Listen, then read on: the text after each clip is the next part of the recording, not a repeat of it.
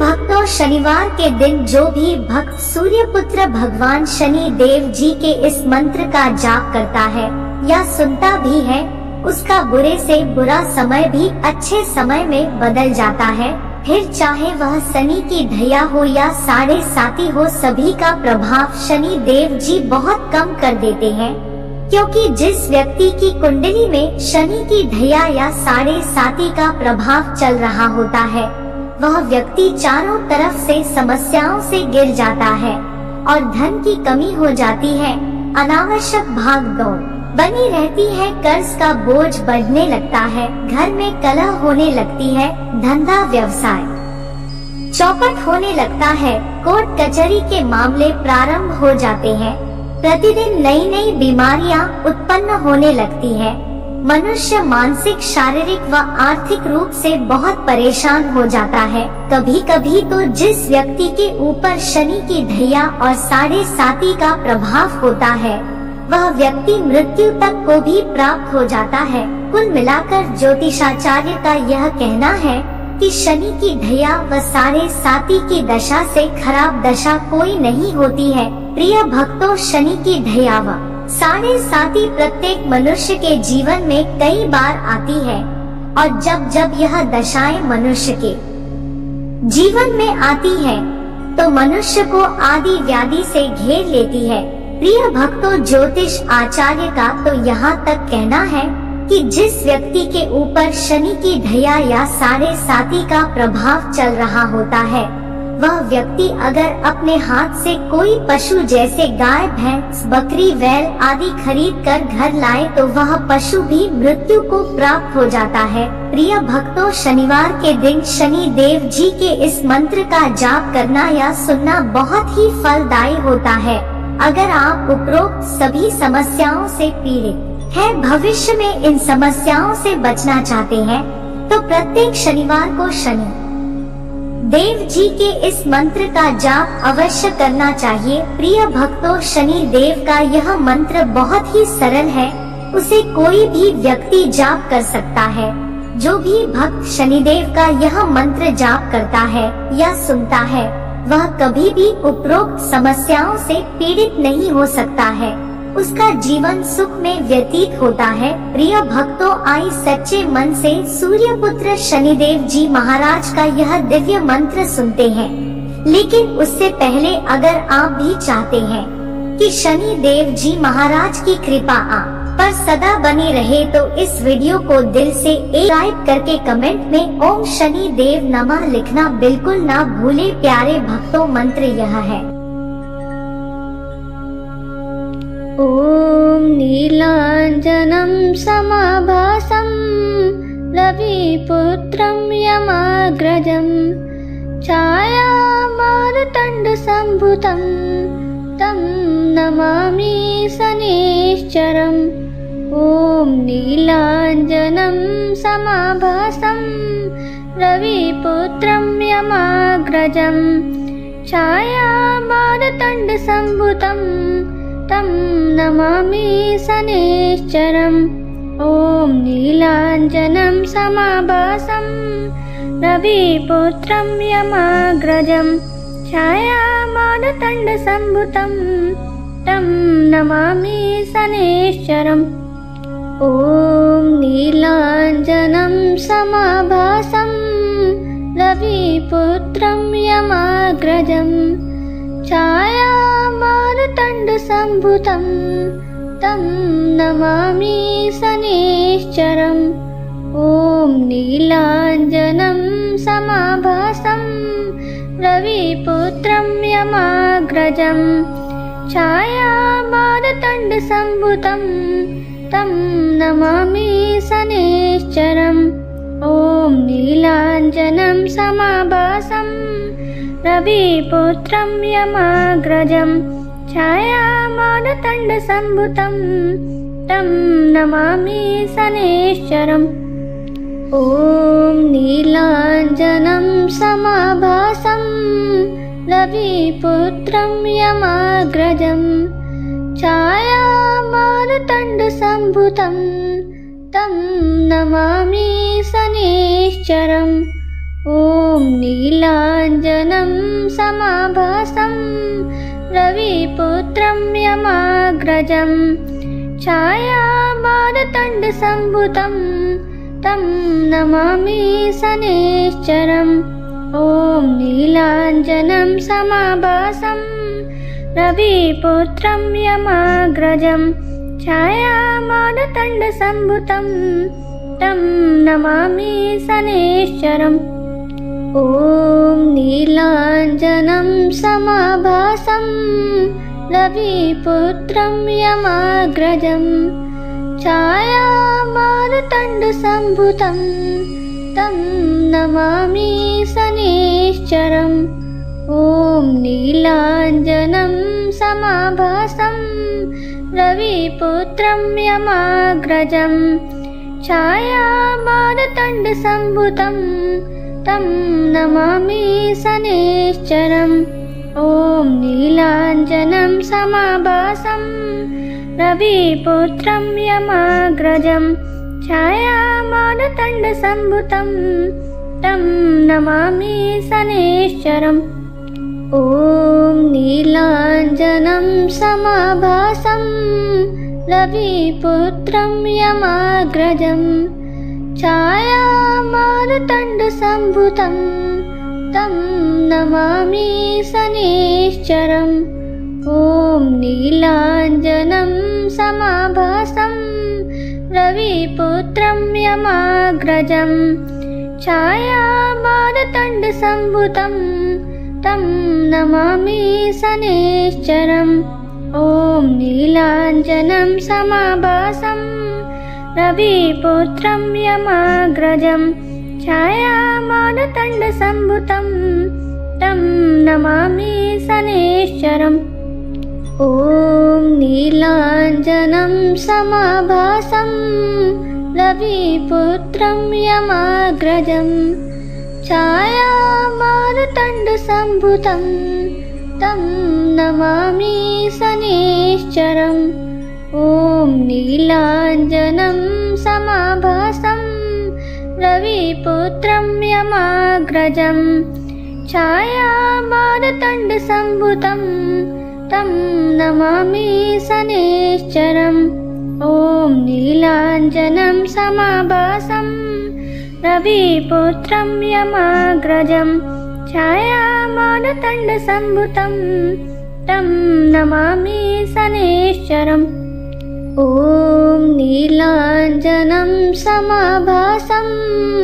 रविपुत्रं यमाग्रजं छायामारुतण्डसम्भुतं तं नमामि शनैश्चरम् ॐ नीलाञ्जनं समाभासं रविपुत्रं यमाग्रजं छायामारुतण्डसम्भुतं तं नमामि शनैश्चरम् ॐ नीलाञ्जनं समाभासं रविपुत्रं यमाग्रजं छायामारुतण्डसम्भुतं तं नमामि शनैश्चरम् ॐ नीलाञ्जनं समाभासं रविपुत्रं यमाग्रजं छायामारुतण्डसम्भुतं तं नमामि शनैश्चरम् ॐ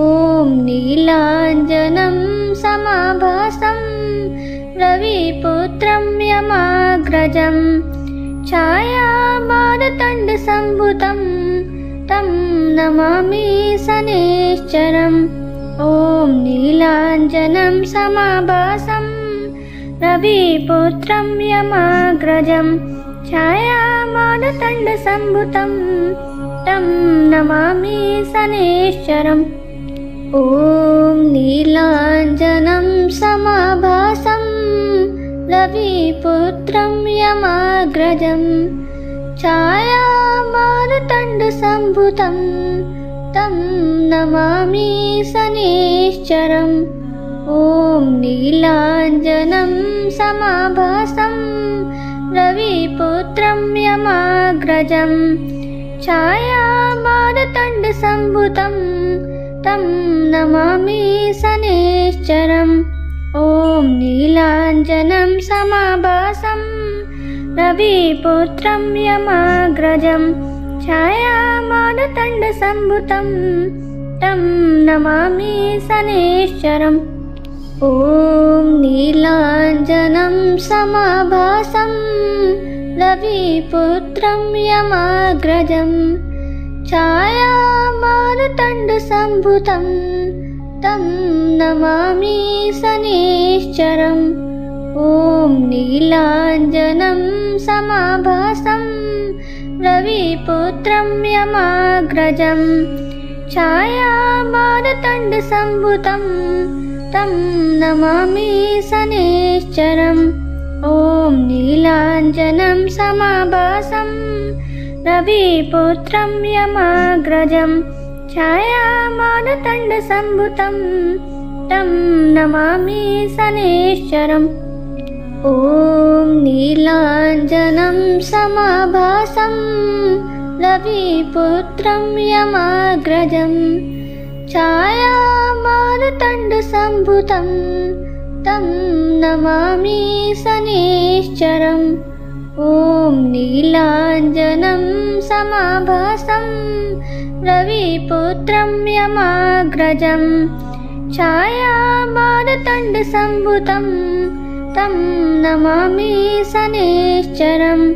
ॐ नीलाञ्जनं समाभासं रविपुत्रं यमाग्रजं छायामारुतण्डसम्भुतं तं नमामि शनैश्चरम्। ॐ नीलाञ्जनं समाभासं रविपुत्रं यमाग्रजं छायामारुतण्डसम्भुतं तं नमामि शनैश्चरम्। ॐ नीलाञ्जनं समाभासं रविपुत्रं यमाग्रजं छायामारुतण्डसम्भुतं तं नमामि शनैश्चरम्।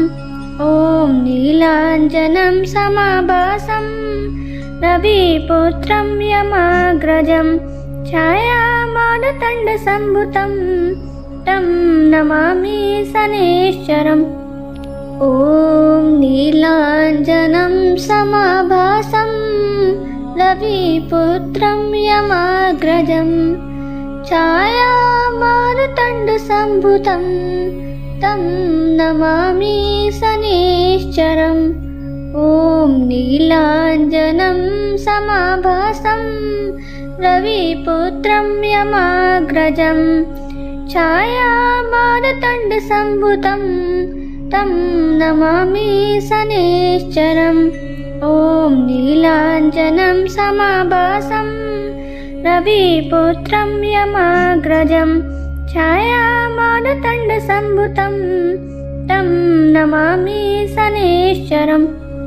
ॐ नीलाञ्जनं समाभासं रविपुत्रं यमाग्रजं छायामारुतण्डसम्भुतं तं नमामि शनैश्चरम्। ॐ नीलाञ्जनं समाभासं रविपुत्रं यमाग्रजं छायामारुतण्डसम्भुतं तं नमामि शनैश्चरम्।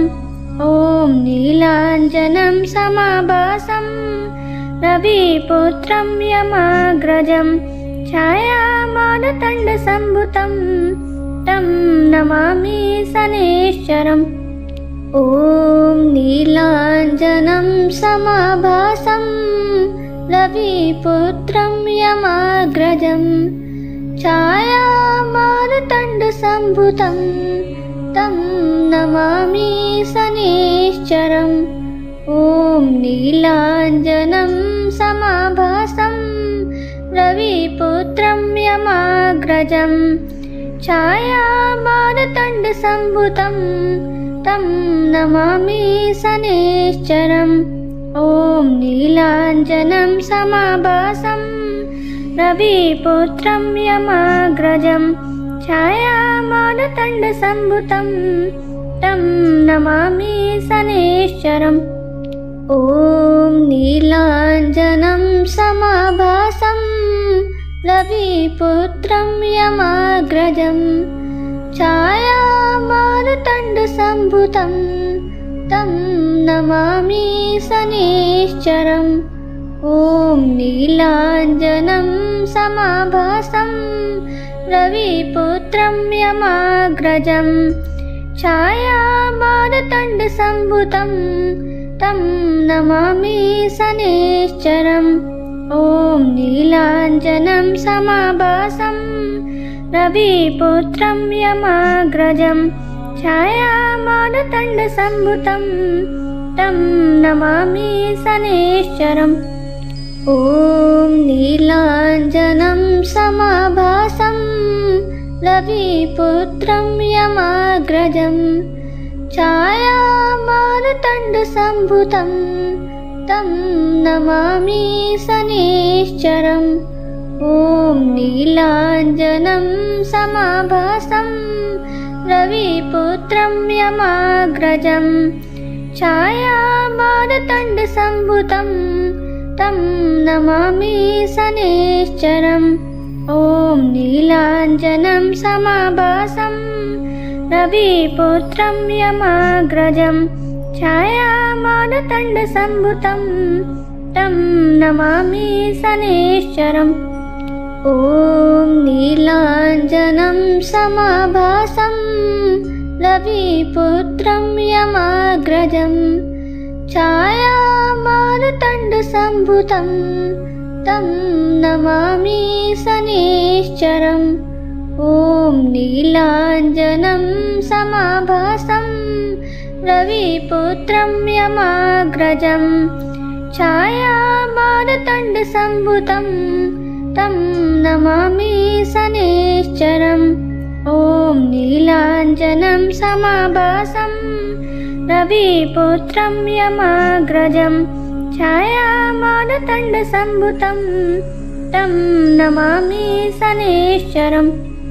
ॐ नीलाञ्जनं समाभासं रविपुत्रं यमाग्रजं छायामारुतण्डसम्भुतं तं नमामि शनैश्चरम्।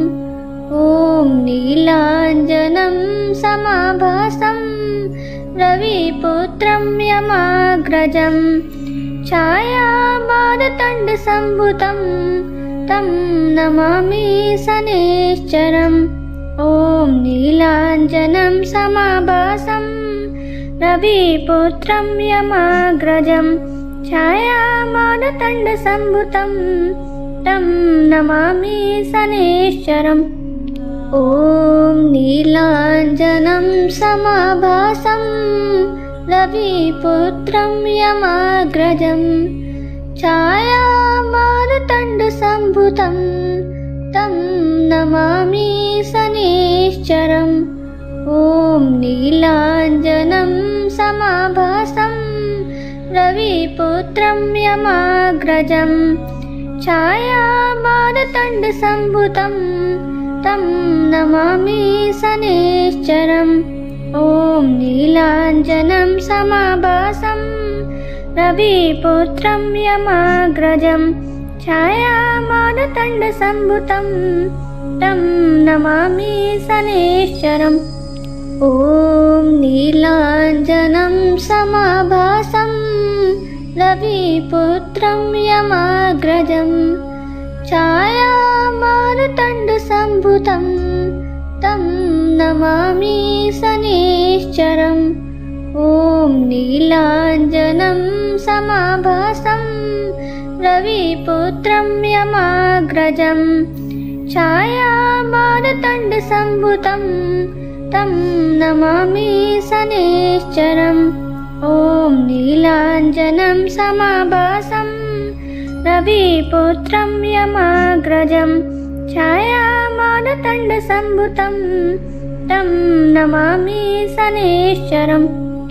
ॐ नीलाञ्जनं समाभासं रविपुत्रं यमाग्रजं छायामारुतण्डसम्भुतं मारुतण्डसम्भुतं तं नमामि शनैश्चरम्। ॐ नीलाञ्जनं समाभासं रविपुत्रं यमाग्रजं छायामारुतण्डसम्भुतं तं नमामि शनैश्चरम्। ॐ नीलाञ्जनं समाभासं रविपुत्रं यमाग्रजं छायामारुतण्डसम्भुतं तं नमामि शनैश्चरम्। ॐ नीलाञ्जनं समाभासं रविपुत्रं यमाग्रजं छायामारुतण्डसम्भुतं तं नमामि शनैश्चरम्। ॐ नीलाञ्जनं समाभासं रविपुत्रं यमाग्रजं छायामारुतण्डसम्भुतं तं नमामि शनैश्चरम्। ॐ नीलाञ्जनं समाभासं रविपुत्रं यमाग्रजं छायामारुतण्डसम्भुतं तं नमामि शनैश्चरम्। ॐ नीलाञ्जनं समाभासं रविपुत्रं यमाग्रजं छायामारुतण्डसम्भुतं तं नमामि शनैश्चरम्। ॐ नीलाञ्जनं समाभासं रविपुत्रं यमाग्रजं छायामारुतण्डसम्भुतं तं नमामि शनैश्चरम्। ॐ नीलाञ्जनं समाभासं रविपुत्रं यमाग्रजं छायामारुतण्डसम्भुतं तं नमामि शनैश्चरम्। ॐ नीलाञ्जनं समाभासं रविपुत्रं यमाग्रजं छायामारुतण्डसम्भुतं तं नमामि शनैश्चरम्। ॐ नीलाञ्जनं समाभासं रविपुत्रं यमाग्रजं छायामारुतण्डसम्भुतं तं नमामि शनैश्चरम्। ॐ नीलाञ्जनं समाभासं रविपुत्रं यमाग्रजं छायामारुतण्डसम्भुतं तं नमामि शनैश्चरम्। ॐ नीलाञ्जनं समाभासं रविपुत्रं यमाग्रजं छायामारुतण्डसम्भुतं तं नमामि शनैश्चरम्। ॐ नीलाञ्जनं समाभासं रविपुत्रं यमाग्रजं छायामारुतण्डसम्भुतं तं नमामि शनैश्चरम्। ॐ नीलाञ्जनं समाभासं रविपुत्रं यमाग्रजं छायामारुतण्डसम्भुतं तं नमामि शनैश्चरम्। ॐ नीलाञ्जनं समाभासं रविपुत्रं यमाग्रजं छायामारुतण्डसम्भुतं तं नमामि शनैश्चरम्। ॐ नीलाञ्जनं समाभासं रविपुत्रं यमाग्रजं छायामारुतण्डसम्भुतं तं नमामि शनैश्चरम्। ॐ नीलाञ्जनं समाभासं रविपुत्रं यमाग्रजं छायामारुतण्डसम्भुतं तं नमामि शनैश्चरम्। ॐ नीलाञ्जनं समाभासं रविपुत्रं यमाग्रजं छायामारुतण्डसम्भुतं तं नमामि शनैश्चरम्। ॐ नीलाञ्जनं समाभासं रविपुत्रं यमाग्रजं छायामारुतण्डसम्भुतं तं नमामि शनैश्चरम्। ॐ नीलाञ्जनं समाभासं रविपुत्रं यमाग्रजं छायामारुतण्डसम्भुतं तं नमामि शनैश्चरम्। ॐ नीलाञ्जनं समाभासं रविपुत्रं यमाग्रजं छायामारुतण्डसम्भुतं तं नमामि शनैश्चरम्।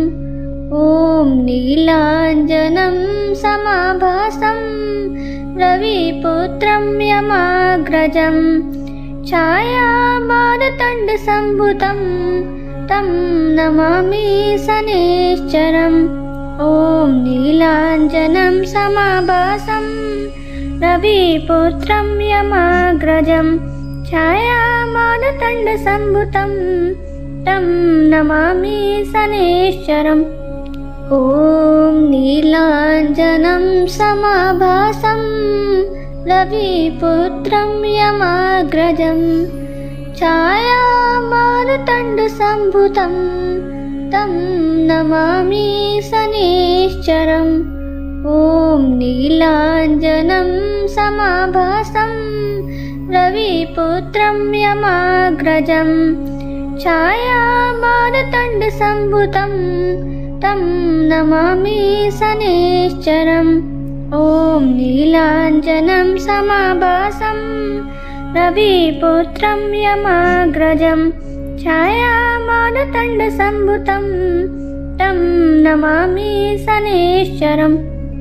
ॐ नीलाञ्जनं समाभासं रविपुत्रं यमाग्रजं छायामारुतण्डसम्भुतं तं नमामि शनैश्चरम्। ॐ नीलाञ्जनं समाभासं रविपुत्रं यमाग्रजं छायामारुतण्डसम्भुतं तं नमामि शनैश्चरम्। ॐ नीलाञ्जनं समाभासं रविपुत्रं यमाग्रजं छायामारुतण्डसम्भुतं तं नमामि शनैश्चरम्। ॐ नीलाञ्जनं समाभासं रविपुत्रं यमाग्रजं छायामारुतण्डसम्भुतं तं नमामि शनैश्चरम्। ॐ नीलाञ्जनं समाभासं रविपुत्रं यमाग्रजं छायामारुतण्डसम्भुतं तं नमामि शनैश्चरम्। ॐ नीलाञ्जनं समाभासं रविपुत्रं यमाग्रजं छायामारुतण्डसम्भुतं तं नमामि शनैश्चरम्। ॐ नीलाञ्जनं समाभासं रविपुत्रं यमाग्रजं छायामारुतण्डसम्भुतं तं नमामि शनैश्चरम्। ॐ नीलाञ्जनं समाभासं रविपुत्रं यमाग्रजं छायामारुतण्डसम्भुतं तं नमामि शनैश्चरम्। ॐ नीलाञ्जनं समाभासं रविपुत्रं यमाग्रजं छायामारुतण्डसम्भुतं तं नमामि शनैश्चरम्। ॐ नीलाञ्जनं समाभासं रविपुत्रं यमाग्रजं छायामारुतण्डसम्भुतं तं नमामि शनैश्चरम्। ॐ नीलाञ्जनं समाभासं रविपुत्रं यमाग्रजं छायामारुतण्डसम्भुतं तं नमामि शनैश्चरम्। ॐ नीलाञ्जनं समाभासं रविपुत्रं यमाग्रजं छायामारुतण्डसम्भुतं तं नमामि शनैश्चरम्। ॐ नीलाञ्जनं समाभासं रविपुत्रं यमाग्रजं छायामारुतण्डसम्भुतं तं नमामि शनैश्चरम्। ॐ नीलाञ्जनं समाभासं रविपुत्रं यमाग्रजं छायामारुतण्डसम्भुतं तं नमामि शनैश्चरम्। ॐ नीलाञ्जनं समाभासं रविपुत्रं यमाग्रजं छायामारुतण्डसम्भुतं तं नमामि शनैश्चरम्। ॐ नीलाञ्जनं समाभासं रविपुत्रं यमाग्रजं छायामारुतण्डसम्भुतं तं नमामि शनैश्चरम्। ॐ नीलाञ्जनं समाभासं रविपुत्रं यमाग्रजं छायामारुतण्डसम्भुतं तं नमामि शनैश्चरम्। ॐ नीलाञ्जनं समाभासं रविपुत्रं यमाग्रजं छायामारुतण्डसम्भुतं तं नमामि शनैश्चरम्।